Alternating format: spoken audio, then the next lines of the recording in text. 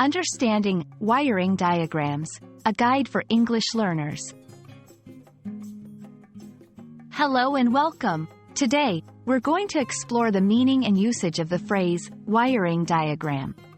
This term is especially useful in technical contexts, and understanding it can enhance your English language skills, particularly if you're interested in engineering or technical fields. A wiring diagram is a simplified conventional pictorial representation of an electrical circuit.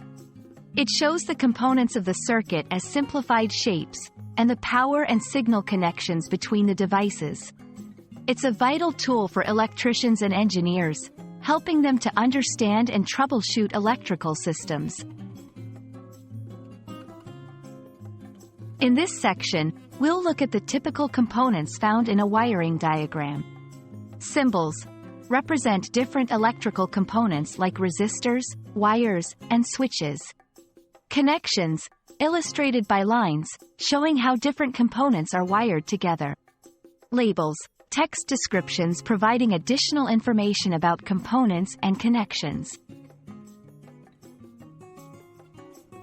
Wiring diagrams are crucial because they facilitate understanding of how electrical systems work, aid in building or modifying circuits, help in troubleshooting electrical issues.